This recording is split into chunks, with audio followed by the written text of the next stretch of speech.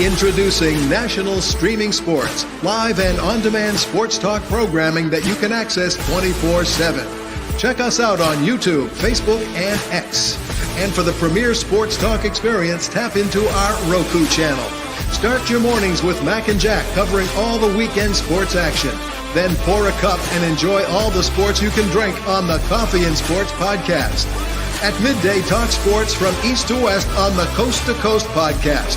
Followed at night by some hot girl talk with Prim and Proper Sports featuring Sonia Pearson. Talk boxing on the Gloved Fist. Yankee fans tune in for Start Spreading the News.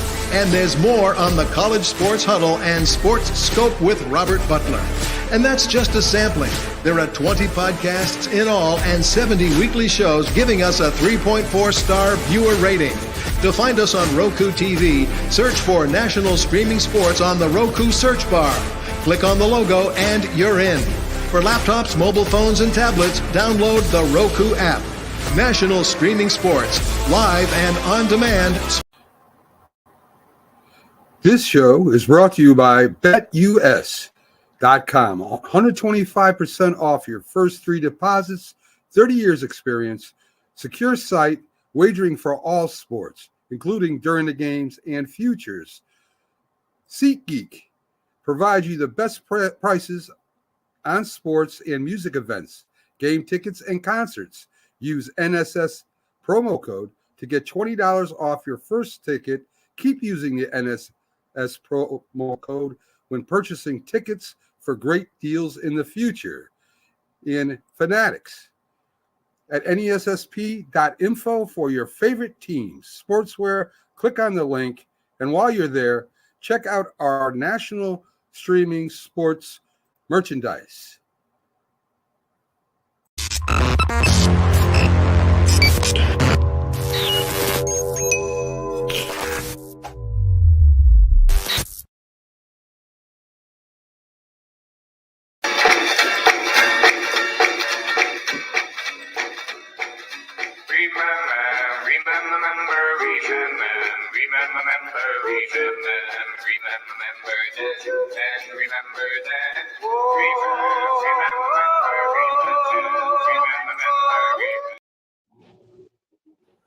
That's right. Remember then, folks, it's the Sports Memory Show. We're here every Saturday at 8 a.m. to give you some of the greatest players, teams, events that happen in sports history. And today we got a great show, great people to talk about. And we're going to start with a middleweight champion that was defended his title, I think it was 14 times. He was had an unbelievable record, 87-3-9. Let's bring him up real quick so you can see who we're talking about. It's Carlos Monzon. As you see, 59 knockouts in a 100 fights, over 50%. So our boxing expert, one of the best in the country, Jack Hirsch, will bring you up to date on the middleweight champ. Yeah, I got to give you credit, Mac, as a producer. I mean, it's setting up shows like this. You don't see him anywhere else. I mean, where else are you going to hear about a guy like Carlos Monzon, bringing him back on, the memories. And Carlos Monzon, what a great name out of the past. And when you talk about the greatest middleweight champions of all time, a lot of people put Carlos Monzon at the head of the list. And even if you don't, if someone had him at number one, you're not going to make a big argument against him. You're going to say, well, I disagree. Maybe I'll put so-and-so ahead of Monzon. And we keep hearing about, oh, what a great dream fight that would have been. Who would have won between Carlos Monzon, the middleweight champion in the 1970s, against Marvin Hagler? And the majority of people would give Monzon an edge over Hagler. The majority of people would pick Monzon to win that fight. In any event, it would probably be a very close 15-round decision that could go either way. Carlos Monzon, he kind of burst out onto the scene out of nowhere, even though he'd been fighting professionally so long. All his fights were in Argentina. He had a ton of fights in Argentina. And he had some draws on his record. And there were those like the great trainer, Gil Clancy, who trained Emil Griffith, who wasn't that high on Monzon in the beginning because he said, if you have a lot of draws in Argentina, your home country, I'm suspicious. That might mean you've lost those fights, but there was a little home cooking with the judges who gave you a draw. That I'm not sure of because I know Monzon fought a 10-round draw early in his career with a great Philadelphia, contender Benny Briscoe, Russell Peltz's guy. And it wasn't really a disputed draw like Briscoe was robbed or anything like that. But in November 1970, Monzon was given a chance against Nino Benvenuti to fight for the middleweight championship of the world. The fight was in Italy. Monzon was a virtual unknown going into the fight. All we knew about him, he was a fighter from Argentina. Benvenuti was well established as a famous two-time world middleweight champion, charismatic, well known in the United States. Benvenuti was because he fought here a number of times. He won the middleweight title here, Benvenuti, and then regained it from Emil Griffith in New York. And out of nowhere, the news comes in. It wasn't even televised here that Monzon knocked Benvenuti out. And whoa, it was kind of like, where did that come from? Who's this guy? And then he stopped Benvenuti in a rematch, and he beat Emil Griffith a couple of times in good competitive fights. And and then Monzon just was a dominant middleweight champion. He ended his career with a couple of wins over Rico Valdez, who would absolutely have been in the Hall of Fame had he, been able to get by Monzon. And there was a real, level of dominance there. He was tall, rangy, controlled the distance, was very methodical in the ring. He was also a bad guy. Let's talk about him a little as a person. Just a lousy individual. He's no longer alive. He got into an accident when he was on a work patrol thing in Argentina. He was in jail because he threw his wife off a balcony. Okay. And he'd been known to hit women, a certain amount of times. He was a punk Monzon, really, in real life. He was a bully and so on. He was a great fighter in the ring, so he could control the narrative there. But just a miserable person, and just his whole personality. He was about the only fighter champion I could ever recall that while he was champion, he smoked cigarettes. You don't smoke cigarettes while you're in training. It doesn't make sense, I mean, you hear about guys having the beers and all that stuff. You don't smoke cigarettes, the way it's during that time. But he would enter the ring in shape as fights, okay? Conditioning never seemed to be a factor with Carlos Monzon. And but if you ask me a short list of the greatest fighters I ever saw, I would consider him for that list. Okay? I would consider him for that list, absolutely. Ask me the worst human beings I could surmise. I mean, he would be head of the list. I mean, just a bad, just a bad guy. He's been known to put his hands on journalists too. But being in Argentina and being so revered as a hero there, you could get away with that stuff during that era. But then the public did turn on him when he murdered his wife. The public did turn on him, and he wasn't considered a sympathetic figure. But what was he doing out of jail on a work release program or whatever, where he could leave jail and have the weekend off? I mean, that made no sense to me. But great fighter, bad guy. So, Jack, I mean, first of all, let's talk about from Argentina.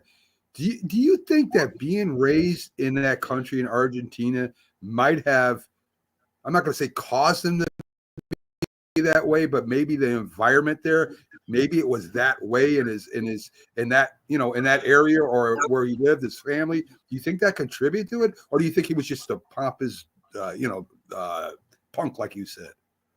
Mac, if they had a show like this in Argentina, and it was from someone from New York who committed a terrible crime, Could you imagine they said, did it cause him to be that way because he was from New York? Come on, Mac. You know, I'm just asking. I'm just asking. I mean, Argentina's not this, uncivilized country where it's like barbarian. I mean, it's a normal country.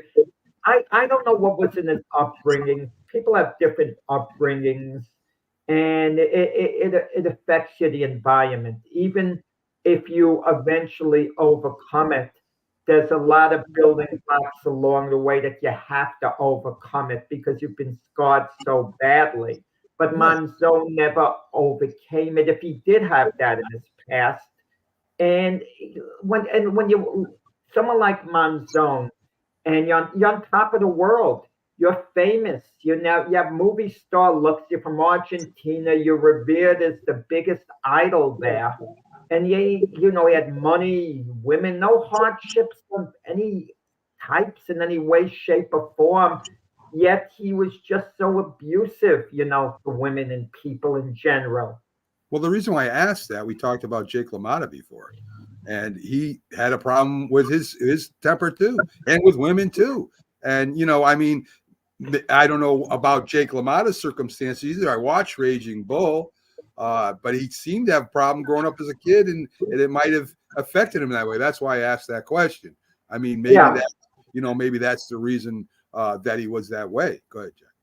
But LaMotta, he never, killed anyone. No. LaMotta, it's unfortunate, would sometimes slap a woman around if that was his wife or whatever. And, completely unacceptable at the time. But, you could think of some other famous fighters who were good guys who did it at one point. Muhammad Ali reportedly slapped his wife once. George Foreman put hands on, and these guys, Evander Holyfield, these guys regret what they did. They regret it deeply. But at the time that they did it, as a society, we weren't as outraged as we are now, and should be as outraged as we are now. But revisionist thinking is easy to do. Listen, at that time, okay, we're talking about a past era. To put a kid in line, a father would, take out his belt, and hit him with the strap. And if the dad wouldn't do that, they'd think maybe the dad's a little soft. That's what he should do. That's what he'd be urged to do. I was watching an episode the other day of Andy Griffith, the Andy Griffith Show, and one little kid was disrespectful to his dad a little bit. So Andy Griffith said in the show, take him out to the woodshed over there. Basically, he's telling the dad, give him a beating. Can you imagine in this day and age? But it was acceptable then, that's what was the thought. But I don't want to get into all that. But Monzon, is remembered as a fighter, like all-time great middleweight. And like I said, he could just control the distance of a fight. He was so cool and calm, had a really good chin, was strong, well-conditioned. Despite the smoking, there was no stamina problems ever. And he was just a great, great fighter. But, but he never looked happy. He never really looked happy. I mean, I'm sure you could get a photo or two of him smiling, after victory, and I've seen one of him celebrating, at a nightclub after. But he was the equivalent of an assassin in the ring, cool, calm. The way he was going to get you, he would really break you down, and he, hit really, really hard. Good morning, Rick. Glad to have you about. Rick Sherlock, a great loyal fan of all the hi, Rick. Show. And something, you say, how did he get, the work release? I'm kind of glad he did, because he died in a car crash. It's kind of like, you're never rooting for that to happen. I mean, if somebody deserved it, bad maybe, guy, though. Maybe. So the next guy we're going to talk about is a former point guard for the Celtics, and I think he played for another team too, but mainly remember for the Celtics. One of the best point guards, I would say. You could put him up there in history as one of the best. Bob Cousey. Wait, did he play for another team? Right, he didn't play for anyone but the. I think at the end he played like 7 games. Oh, that was the Cincinnati Royals. Yeah, he was a player coach. Then I'm right. sorry. Yeah, sorry about that. You're right, man. All right, James. Okay, let's talk about Bob Cousey, nicknamed the Houdini of the hardwood. And Bob Cousey wasn't always the Houdini of the hardwood. He started in humble beginnings. He was born in Manhattan, I believe, August 9th, 1928. And he lived in a very, like I said, very humble situation, what he called the ghetto. And he he started taking a liking to basketball at age 13. And when he got to high school, he got cut. He got cut twice. Yeah. And he said he needed to figure out how to get his skills up. So he'd taken the off season and played for a press league called, sponsored by the Long Island Press. And that's where he honed some of his skills there. But he would break his right wrist during that time. And it allowed him, I mean, this guy must have had the willpower of a champion, apparently, because he knew he had determination to go and continue to play. So he went left-handed. He went left-handed, and eventually that would lead into his style of play, where looked like he would be ambidextrous, if you want to put it that way. Well, his play got noticed by his coach, and so he put him on the JV squad, and would continue to improve play. He got to the varsity squad. In his first game, I think I heard you mention that he averaged like 28, Mac. His first game was 28 points. And that got him noticed by scouts. But the coach told him and said, you got good play. Why don't you try working on your grades? Because he didn't believe he was going to go to college. And so he said, I heard him quoted saying he was a C student, but he started focusing on his grades and he became a B student. And he got noticed by Boston College. So he went out to go to Boston College, and he was pretty excited about going to play there, but he found out there were no dormitories. And so he's like, well, where am I going to stay? And he said, well, the coach said that you do like commuter stays where you go stay with families. And he was embarrassed by that because of where he came from. He didn't want to go and be embarrassed with these families because he thought, he was ghetto. And so he declined Boston College because there were no dormitories. And so he got recruited as well by Holy Cross, and that's where he eventually would go and get a scholarship and play for them. He was one of 6 freshmen that came onto that team, and they were coached by Doggy Julian. I believe that's how you say that. I don't know a Doggy Julian. I never heard of him. So no that's what the coach. Good, dude. Okay, so that's what the coach's name is. And he didn't like the style of, he thought he was a showboat. And so he had limited playing time, but that wasn't the reason why he wasn't playing. I think the main reason was because he was a freshman, and he all the freshmen came off the bench. And so he got playing time, and he showed he could play. But that 1947 team got to the championship. They went against the Oklahoma Sooners, and they won. But he had a very bad game. I think he shot 4 points of 2 of 13. But eventually, that became his team, and they went to, I think, in the senior year. That was his best statistical year. They went to the NIT. They went to the NIT, but they got. I think I'm mistaken here. I'm sorry. They went to the first round, and they got ousted in the NCAA tournament. But they had won 26 straight games, and they were ranked 4th nationally. They just had an embarrassing game. Now, in 1950, he played all the way through his senior year. 1950 is when he got drafted, but he didn't get drafted by the Celtics. He got drafted by the Midwest Tri-City Blackhawks. And Red Auerbach is quoted as saying, because the Celtics, the city wanted him. They wanted him. But he said, what am I here to do? Am I here to win, or am I here to support the local yokels? Because he didn't like Bob Cousey. He didn't want him. And neither did the owner. But Cousey didn't want to play for the Tri-City Blackhawks. So he demanded $10,000, and they offered him $6,000. And so he got traded to the Chicago Stags, but the Stags folded. That team folded. And so the commissioner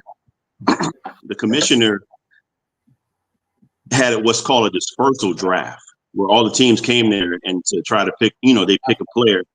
And again, the owner didn't want Cousey, but he got him, and he paid him $9,000. Man, it's funny that they were complaining about paying somebody $9,000. It's not a lot of money at all, man. But he surprised both the coach and the owner by starting out with 15.6 points, 4.9 assists, six rebounds, over 7 rebounds, and him along with future Hall of Famers Ed McCulley and Bones and McKinney went 39 and 30 in 1950, 1951, but they were ousted by the New York Knicks. He'd get better the next couple of years, but they wouldn't have playoff success. They would lose to the New York Knicks the next three years. And but one of those seasons in 1952-53, they went to the first round against the Syracuse Nationals. I was surprised by some of these teams. I didn't realize these teams even existed. Syracuse Nationals, and they went to game 2 of this series. They went to a 4 overtime thriller where Cousey really showed what he was, man. He played 66 minutes, scoring 50 points and 30 of 32 free throws, which is impressive, man. That's a lot of free throws. And he was one of the guys that led the league in free throws percentages. And he also would go on the next year. And what was his percentage, James? I'm sorry. It's field goal. I mean, it's foul shooting. Did you say field goal or foul shooting? My apologies. Foul shooting. Yes, foul shooting percentage. What was his percentage? Did you give that? Or? No, I didn't give it, but I'm just saying that just that one particular game where he scored. He shot 30 of 32. I don't remember his foul shooting percentage, but okay. That's okay. No, you don't have to get it. Okay. Yeah. So the next 3 seasons, he's averaged 20 points, and he led the league in assists 8 consecutive seasons. And they would go on to add 3 future Hall of Famers, and Frank Ramsey and defensive specialist Jim Loskatoff, but they still would get ousted for the next 3 seasons, 54 through 56 by the Nationals. So in 57, this was his year. But before the year started, of course, they had the draft, and they drafted 2 future Hall of Famers in Tom Heinsohn and, of course, defensive center in Bill Russell. Yeah, Tommy Heinsohn. I was wondering. I said, Jack. Yeah, right. He later became Celtic coach down the line. Yeah. Too. Say that again for me. Later would be Tommy Heinsohn would later become the Boston Celtic coach. After he retired. Yeah. Appreciate it. Yes. Thank you. And so they instantly expounded upon their previous success by going 44 and 28, with Cousey leading the pack, and of course to his first and only MVP season in 57. They would beat the Hawks 4-3 in the finals, and that would be their start of their championship run. They got to the finals again the next year, but I think you all remember, Bill Russell hurt his foot, and he came out of the series, and they lost that series 4-2. But the next year in 59, the Celtics established themselves as a powerhouse, including a late season game versus the Minneapolis Lakers. Cousey he set a record for 28 assists in that game, and they would go on to eventually meet them again in the finals. And that was they swept them 4-0 for their second chip. And they go on a run here. In 1960, they beat the Hawks 4-3 for their 3rd championships. In 61, they beat the Hawks again 4-1 for their 4th championships. And then in 1962, this is where you see the decline of Cousey. He wasn't leading in assists anymore. His points percentage went down, and assists and rebounds went down, but he still was a serviceable player and the unquestioned leader of that team.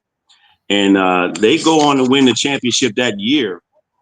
They had a tough series against the Lakers, and they really missed it they won it just on a missed shot by Frank Selvey in Game 7 to win their 5th championship. And in 1962-63, that was his last year. Again, his stats continued to dip. They beat the Lakers in 4-2, but in that Game 6, he got hurt. late in the fourth quarter, and he got taken out of the game. I think he ended with 18 points, 9 assists, and about 3 or 4 rebounds. But he came back in the game to make sure, he was an emotional lift for them to continue to win that game. I think they won like 112 to 109 or something like that. And then he retired after that year, but he ended his career with the Celtics, of course, as a total points in 16,960 assists. He had 6,955. He was the first player to hit 4,000 assists, first player to hit 5,000 and 6,000. And he ended with 4,000. For a guy that's 6'1", 4,786 rebounds is pretty impressive. And of course, he retired. He got to the Hall of Fame, NBA Hall of Fame, and then later in the College Basketball Hall of Fame. And they retired his number 14 and 17, respectively, both the Celtics and Holy Cross. But this guy, he didn't stop there, though. He ended up coaching in college. He coached Boston College from 63 to 69. And he had an impressive record of like 118, I think, and 38 or something like that. And they got to a couple of NIT tournaments, and he got to in last year they got to the championship, but they lost to Temple, 78 to 69 or something like that. Anyway, he ended up coaching, like you said, Mac, earlier. He ended up coaching both Cincinnati Royals and Kansas City Omaha. What's that team, man? I forgot. I'm sorry, but he coached that team, and he didn't do too well with them, the Kings. And they had 141 to 209 record, and he took himself out of there. He stepped down from there. But man, what a great player! And I forgot to mention the reason why he was called the Houdini of the hardwood, because of his style of play. It was just different. That was unheard of back then, because the play was more static. It was slow pace, and they didn't have a shot clock, and so it just constantly just passing the ball around, running around. This guy was more up tempo, flashy, around the back pass, no look pass, passing half court. It was just impressive, man, what he did, and it spawned a whole different thing for other players to follow. You know, Pete Maravich. I would even say, I know he probably wasn't his idol, but Magic Johnson did some of the same stuff, man, and then players later on would do that. So he should be recognized as a player today, as an innovator, even though he's quoted as saying, I wasn't the first player to do it. Children did it. All the kids were doing it on the playground, but I was the first in the league to do it. Yeah, I listen. The thing to me is impressive too, and you brought it up, James. Back then, guards rebounded. I mean, these guys got in there and fought for the ball as much as the big guys did. They really don't. The guards don't rebound as much as they did in the past. Great assist guy. He led the league in assists for 8 times. And you know, we talked about before the show, John Stockton. I mean, maybe a little bit better. Jack brings up, you know, maybe there were a couple of the guards better than him. Maybe Pistol Pete was even better than him. No, he wasn't. No, he wasn't. He was clearly better than Pistol Pete. Pistol Pete Mayer was a little better as far as maybe all that fanciness and showmanship. Fine, no argument there. But no, he was clearly better than Pete Maravich. Yeah. Well, he definitely was on a better team, that's for sure. Them Celtics were something else. So, I mean, one of the greatest point guards, I would say. He was the biggest name in basketball for a lot of years, even after he retired. I guess it wasn't until, maybe Russell Chamberlain in the late 60s, their rivalry was basically taking over the game, mid 60s or whatever. And I guess when Magic and Bird came on the scene, Bob Cousey's name just kind of started fading at that point, because there was a new generation, with Magic and Bird, coming in. And the game started changing as well. I mean, they wouldn't be teaching in schools like a course on basketball in college. they wouldn't be teaching really Bob Cousey's two-hand set shot as much because that wouldn't be used in the game. The athletes are becoming more flexible in the way they play now. And, a distasteful remark was made by J.J. Redick. He said Bob Cousey played against plumbers and firemen, okay? But, it was a very disrespectful remark by J.J. Redick, who wasn't nearly the player that Bob Cousey was. If you drop J.J. Redick in the 1950s, 1960s, whatever, he wasn't going to be as good as Bob Cousey at any point. But Bob Cousey would have adjusted. He was extremely athletic. Just watch him ball handling, going around all the players. He would have done whatever had to be done. And even what James is mentioning, what the game he hit, 30 or 32 foul shots. I didn't know the foul line was closer at that point. I'm only kidding. It's the same distance it is now. So I don't get it. And you look at all the minutes you talk about Bob Cousey playing 66 minutes. Give me those plumbers and firemen. They would play every minute. We wouldn't have this load management stuff. I mean, and with players, 32 minutes, 33 minutes a game. That's it. Basically on average, but your top players. Those players back in the day if they weren't playing all 48 minutes, they would play close to it. And they'd be out there in the court, and their thing was to run up and down the court. They didn't walk the ball up the court slowly. In today's game, the athleticism is off the charts, but that's all you're getting. You're not getting pure basketball. You're not getting the ball passed around the way you did when Bob Cousey played. They're just running and gunning back and forth, back and forth, back and forth. I mean, the game has changed. I mean, from when Bob Cousey played. Bob Cousey's still alive. He's something like 95. Yes. 96, yeah. Yeah, 96. But at that time, these guys were really into the game of basketball, like passing the ball, setting plays up. Now it's just push the ball up and down the court and just get open and let it fly. It's whatever. Yeah, I agree with you, Jack. I agree with you, Jack. Sorry.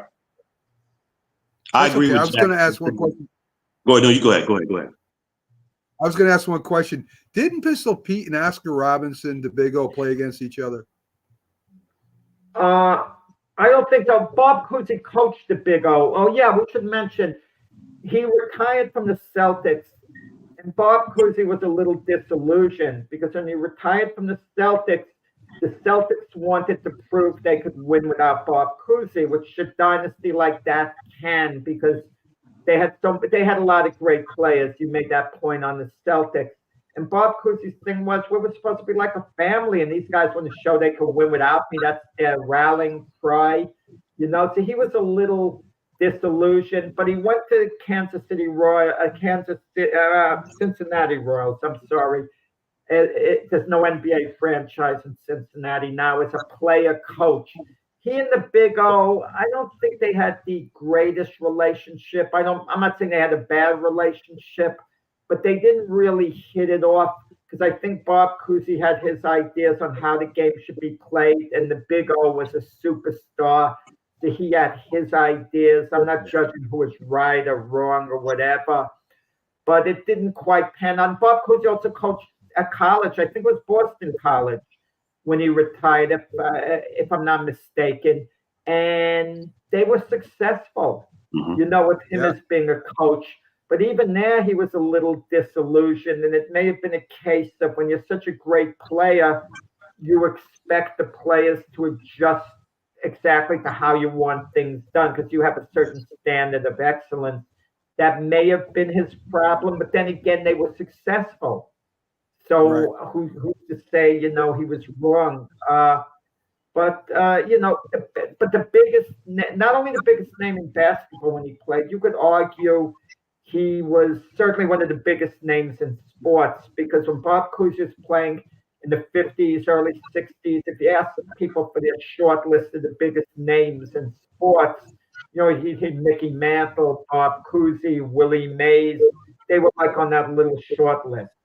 Yeah. Yeah, he was considered as a flashy player, but I agree with you, Jack, in regards to him being able to adjust. There was no 3-point line. If they focus on shooting threes, I believe he would be one of those guys too, as well, to be able to shoot from that distance as well if he needed to. But like you say, he played from a pure level of the game. I mean, it's the position of point guard, and he excelled at it. And Yeah, one more the best comparison to him who I'm going to give, and let's say who he would be like if he played that, 3-4 decades later. I'll give you the exact player who he would have been like, Jason Kidd. He would have been the exact version of Jason Kidd, and you saw what Jason Kidd did when he was with the Nets. He took them to 2 finals. That's the type of player he would have been. Jason Kidd. Yeah, good comparison. And before we push on to the Arizona Cardinals, James mentioned the NIT. The NIT at one time was the place that they played. I mean, the NCAA caught traction later, but the invitational tournament was the big tournament at that time. So back then, yeah. So let's get to this guy here. Some people may know who he is, some people may not. Jim Hart, quarterback of the Cardinals, the Arizona Cardinals, the football Arizona Cardinals, St. Louis originally came from Chicago. Yes, originally from Chicago. Yeah, I'm just going to say Chicago. They go to St. Louis, and as Jack said, now they're Arizona Cardinals. So, but he was Mac when he quarterbacked them. He quarterbacked them when they were the St. Louis Cardinals. The Louis Cardinals. That's correct. Yeah. So, anyway, let's get to before I talk about Jim Hart, I got to talk about the Cardinals, because the Cardinals, like a lot of teams, were colorful back then, right? You had Jim Otis, who was a big bruiser, and he did have a really good season. One season he was an All-Pro, but he was a big bruiser. I'm almost positive his number was 36. He was sort of like the Jim Taylor, Larry Zonka kind of guy. Wasn't real fast, but would lay the pads on you. Terry Metcalf. A lot of people heard the name Metcalf before. Terry Metcalf was sort of like a Tiki Barber, like a LaDainian Thomason, right? Could run the ball. I mean, his average running the ball was something like 7 yards per carry, but he caught the ball really well. He returned kicks and punts for touchdowns. He was an electric guy that could turn the game around at any time. I'll give you some stats on him. 3,489 yards rushing, 2,457 yards receiving, and 3,087 yards returning kicks. He had 36 touchdowns, 24 rushing, 9 receiving, 2 kickoffs, and a punt return for a touchdown. The guy was electric. He was a great out of great. They would line up at wide receiver, as a matter of fact. Jackie Smith, tight end, All-Pro, Hall of Famer. Jackie Smith was one of those tight ends. In fact, when he retired, he led the league in yards for a tight end. He was sort of like, I mean, if you want to talk about, he's not a fast guy, but could catch the ball a little faster than the defender that was defended him. And he ended up going to the Super Bowl with the Dallas Cowboys. A video shown every time I see the Super Bowl come up. Roger Staubach to Jackie Smith. He drops the ball. The ball's not thrown perfect, but it hits him, and he drops it. And that's one of the things that he's remembered for. But he shouldn't be, because he was one hell of a tight end, especially with the Cardinals. Jim, well, let's get to Dan Dierdorf. Dan Dierdorf was also a Hall of Famer, a tackle. A lot of people remember him as an announcer, but he was a great offensive tackle. There was one other lineman that played for him, and he was maybe the dirtiest, nastiest football player at the time in football, Conrad Dobler. He was so bad. Doug Sutherland, the defensive tackle of Minnesota, rolls up his leg, pulls down his sock, and shows the bruising of a bite mark that Conrad Dobler bit him. But he was a mean kind of guy. In fact, they would do an interview series with him every week, and they would bring forward the opposing players who would have their own story on how bad Conrad Dobler was when they went up against him. In fact, I remember watching that. So he was bigger than life. 3-time All-Pro. I mean, he was a good guard. He was just really nasty. In fact, Dick Buckets didn't even like the guy. So I mean, Alex Karras called him the dirtiest player in football. I mean, this guy was larger than life. So when Jim Hart first got there, he wasn't that good, to be honest with you. He wasn't a really good quarterback, very inconsistent, threw a lot of interceptions. So they hire Don the Air Coryell. Don Coryell, who later goes on to coach the San Diego Chargers and has an incredible Dan Fouts quarterback, Kevin Winslow. I'm trying to remember. John Jefferson was a wide receiver, I think, back then. He had an incredible offense, one of the best offenses in the league at the time. Well, he started as the as the head coach for the St. Louis Cardinals. Jim Hart right away turns around, starts playing quarterback, unbelievable. The interceptions come down. In the first 3 years, they have 10 straight winning game seasons. They go to the playoffs 4 times, but don't get it done. So I remember, Jack, and I know you remember. I don't know if you remember or not, James, when the St. Louis Cardinals ended up in the NFC East. And you had the Cowboys, who were from Texas. You had the Cardinals, who were from down south, and they all were playing in the NFC East with the Eagles, the Giants, and the Redskins at the time. And I'll tell you right now, the St. Louis Cardinals, Jack, were no joke. They could come up and they could score a lot of points even later on when Neil Lomax was there. And, of course, O.J. Anderson went there. But at that time in the 70s, they could come up and they could come from behind and beat you. They called them the Cardiac Cardinals. That was the name they gave them. I forget who gave it to. I know one announcer did. I want to say Brett Musburger or one of those guys. I'm not sure. But one of them gave them that nickname, the Cardiac Cardinals, because they would come back out of nowhere and beat you. But they were no joke, guys. They were no joke. They had a pretty good team, and they just couldn't get it done in the biggest moments. Yeah, that's a great segment you had, Mac, and you made a lot of memories come flooding back with these players who I hadn't thought about for a long, long time. I don't recall those Cardinal teams ever being a serious threat to win the NFL championship. They'd always have like a representative team. They'd always be a threat. Today, they would be the equivalent of a 9-8, 10-7 team, year after year, who doesn't get it done. They would be considered the equivalent. They'd be about as big a threat as, let's say, the Pittsburgh Steelers were to win the NFL championship, but it would be the opposite. The Cardinals' strength would be a little more their offense as opposed to the Steelers' strength being their defense. That's about the type of threat that they were. And, you mentioned like what Jackie Smith eventually going on to the Cowboys in the drop pass and what a great receiver he was with the Cardinals. Guys, isn't sports really cruel? You have one bad play, just one bad play, and people are going to remember that for your career. Like the other night, we saw Aaron Judge drop a fly ball. Now, Aaron Judge is an excellent outfielder. You could even say he's a great outfielder if you want defensively. And he made a spectacular catch earlier in the game, absolutely spectacular. But if you talk about Aaron Judge, if someone talks about him 20 years from now, and they're rating Aaron Judge, and they're going to say, oh, he was an excellent, defensive player. Someone's going to mention, oh, he dropped that ball in the World Series. He's not a good fielder. And that's what we're going to hear like a little about Jackie Smith. And Roger Staubach was humble. He was actually right. It was 50% his fault, 50% Jackie Smith. He threw the ball low, but Jackie Smith should have caught the ball, okay, even though the throw was less than ideal.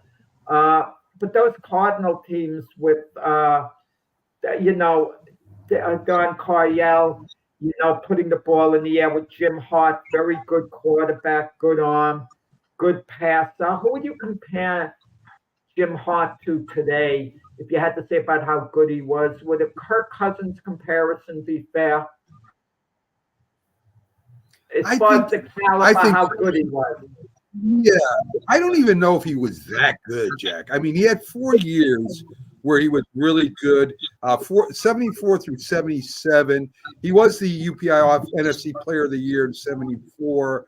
I think maybe I'm trying to think of somebody that could be good with a great coach. I mean, that became great with a great coach. I don't even know if he was good as Kirk Cousins is, to be honest with you. I mean, he may be I'm just a talking about little his bit peak value when he was at his best. Yeah. I'm thinking of who to Well, compare. Well, he would be a starter today. He would be starting for someone. He wouldn't be a backup. I mean, I like what you guys are saying. I like what you're saying in regards to this Jim.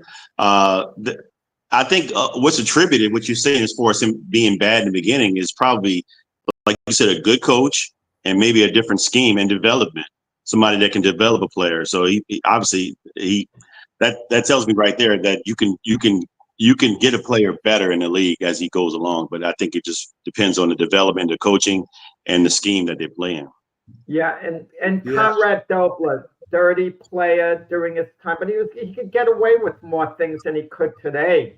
I mean, can you imagine today you bid a guy and then he shows the officials the teeth marks, whatever. And if the official didn't bounce him from the game, it certainly would get back to the league who would take action, which is good, in that sense. But Conrad Dobler, dirty play. That was Dan Dierdorf, a heck of a player who became better known, as you said, Mac, being on Monday Night Football. And Dan Dierdorf's first year with Al Michaels and Frank Gifford was brutal. It was absolutely brutal because Frank Gifford role switched from play-by-play guy to an analyst. And ABC did that out of respect to Gifford because he'd been an iconic broadcast at ABC. So when he no longer was the play-by-play guy, they had him, as an analyst. Then they had the three-man booth. And Gifford couldn't get a word in. Someone should have shut Dierdorf up.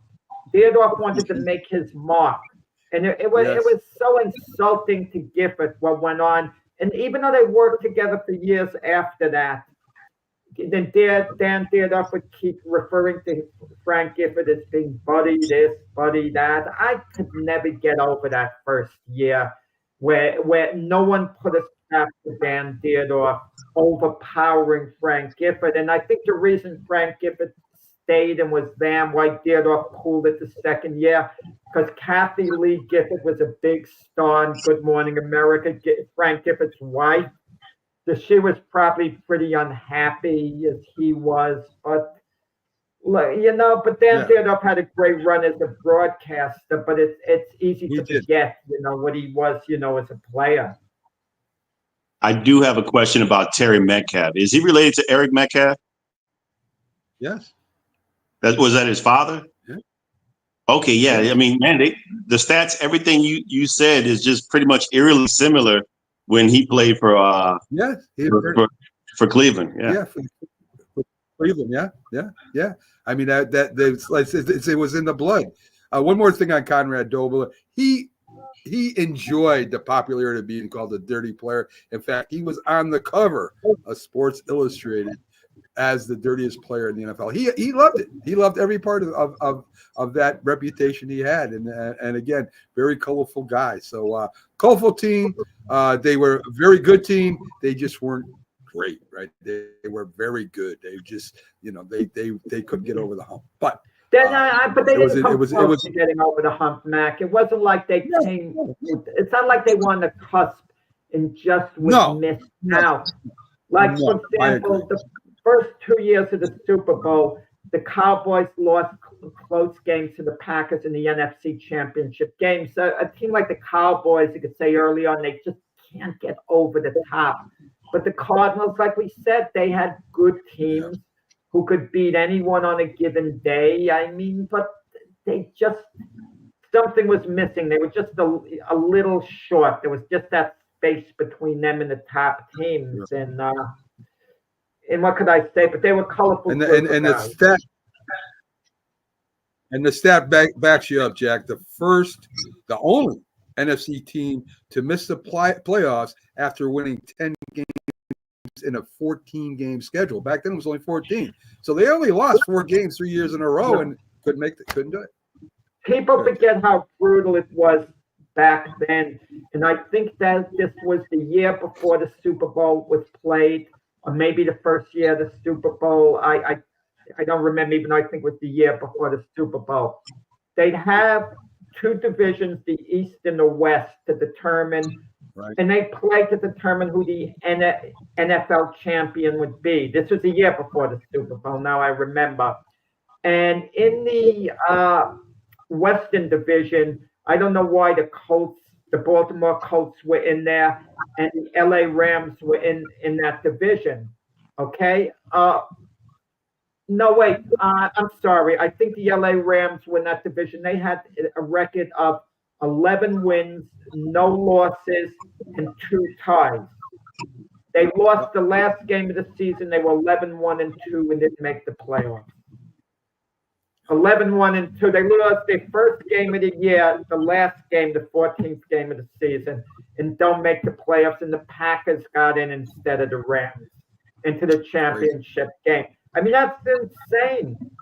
That's insane when you think about it now. I mean, and the Jets are 3-6, and some people are thinking, "Oh, we could still make the playoffs." So we got one more person to cover. We got like 8 minutes, and we should be able to cover him pretty well. Maybe not enough time for a great player like this. But Lou Brock of the St. Louis Cardinals. Now, this is the baseball team, folks. Yes. So Lou Brock, listen, 6-time All-Star, 2-time World Series champion, 8-time National League stolen base leader, inducted in the Hall of Fame in 1975. Lifetime batting average, 293. Had over 3,000 hits, 900 RBIs, 149 home runs, stolen 938 bases, led the league in doubles and triples in 1968, led the league in singles in 1972. And I think the biggest test of any player I can think of is, could he play today? Would he be a legitimate, very good, maybe a star today? And guys, I think Lou Brock would have been a star today. Yeah, I mean, he would have been, a heck of a player today. I mean, there's a different star, superstar. I mean, he would start on any team. I can't imagine one team that he wouldn't be starting on. What was he, like a lifetime 291 hitter? And one of the elite base stealers. That one year he stole 118 bases. I mean, that's off the charts. And he was a good defensive outfielder, had a good arm. And, it was interesting how he wound up in the Cardinals. They traded him. The Cubs had Lou Brock, and they traded him to the Cardinals for this pitcher, Ernie Bergoglio or something, however you pronounce his name.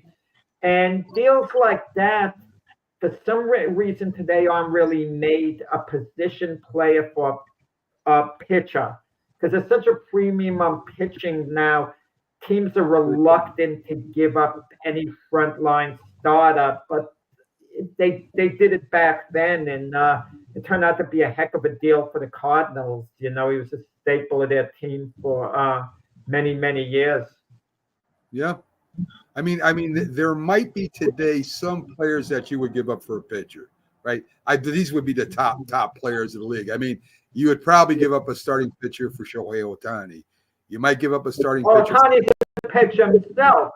So well, I'm saying, he hasn't been. Right. So I mean, if he wasn't to be a pitcher, I think you would probably trade a frontline pitcher. He puts people in seats, so Ohtani's a bad example because they're economics. Aaron Judge, another one that you would probably trade a starting pitcher for Aaron Judge. I could see that. I don't know, James. Think of the best starting pitcher in baseball a team has. As much as they'd love to have Aaron Judge on their team, would a team trade their absolute ace for Aaron Judge? I don't know. Perhaps. No, not at Aaron Judge. Not at 31. I don't think so. I think they. Well, you said the best starting pitcher. I mean, I don't know. Depends on the team, right? It would depend on the team. I mean, would the Boston Red Sox, with that right-handed power, give up their best pitcher right now for Aaron Judge? I think so. I think so. Yeah, I mean, who knows? It's all speculative. It is. But it's It the is. age-old argument. Who would you rather have? For example, the best pitcher in the game, let's say a Roger Clemens type or a Willie Mays. I mean, who would you rather have? Willie Mays. I mean, Plays if every a team day. has, Plays every day. That's the only thing that would decide that. I mean, if Willie Mays played the same amount of days as Roger Clemens, I take Roger Clemens. But because he pitches every 4 days or whatever, I take Willie Mays. That's the way I would. right. I mean, it's a hard argument to make. If a team wanted Mariano Rivera, they wanted to have their closer set for years, and a team had a super player and they wanted to give up. I mean, do you make the deal? I mean, let's consider let's say if they were all young, That's and a they were tough one. all very young players, and let's say Mookie Betts is on the Red Sox, and you could have him the next 10 years. He's a young guy. Mookie That's Betts, a another tough player for Mariano. That's a tougher one, and I'm gonna tell you why. Because a closer can pitch almost every day. And Mario Rivera, let's stop saying he's the greatest closer. He might be the greatest pitcher of all time. Well, he only goes I mean, one inning though now and then. Maybe two. Yeah. But when you get to him, the game is pretty much over. So I mean, that's a hard. I would take Mario Rivera over maybe anybody. Maybe anybody. Be honest. No, if you could get Barry Bonds without any of these side issues in his prime, I mean, you take guys like that. If you could get a Ken Griffey Jr. this prime, I mean, how do you turn these guys down? I mean, for Mariano Rivera, the greatest closer, and maybe you could call him maybe the top 10 greatest pitchers of all time. I don't know. Well, if you can only that would be one tough. of them, let's narrow it down. If you're the Yankee, if you had Mariano Rivera, but part of it is a business and the image of a team and the marketability. An example is going to be, guys. Let's narrow it down to the Yankees. They played together, Jeter and Rivera. And they were both 22 years old. You're going to have them their whole career. They're young. You know what they're going to do for you.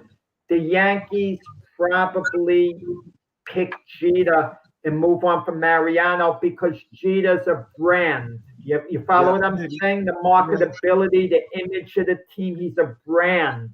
But for what they give you on the field, you kind of feel Mariano's a little more valuable. Kind of like, but you're looking at the brand. That's what I would always say about the Judge contract when they had to sign it. It's more than just a player. It's more than what he's just giving you on the field. He's a brand.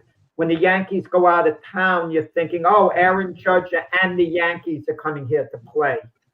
You brought up Aaron Judge, and you brought up that he'll be remembered for that drop ball. I think the biggest memory out of that series is going to be Roger Clemens not covering first base. But no, Garrett Cole. I mean, Garrett. Well, that's going to be remembered. You might be right. Listen, you never know how these things take a life of their own. When Tim Wakefield gave up the pennant clinching homer to the Yankees in 2003 to Aaron Boone, Tim Wakefield thought, oh, I'm the next Bill Buckner. That's what the Red Sox fans are going to remember. And they moved on from that. Look, Mariano blew a Game 7 lead, against Arizona, and that's not held against them. So you never know what people are going to remember and stick with.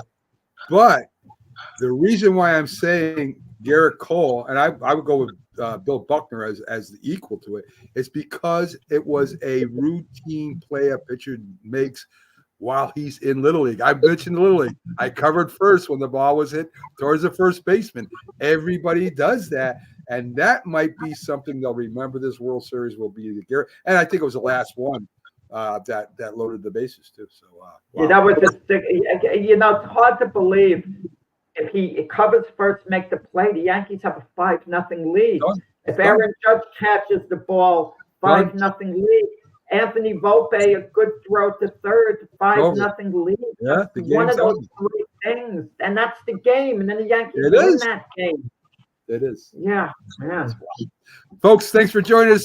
We got to get going here Saturday. Remember, tomorrow is the big football show, and I got a surprise for you all in the second half. I'm going to post about it. There's something that happened in one of the games that might have changed the result of the game, and it's not a judgment call. So anyway, folks, I will see you tomorrow on the big football show. Have a great Saturday. Stay out of trouble. We'll see you tomorrow.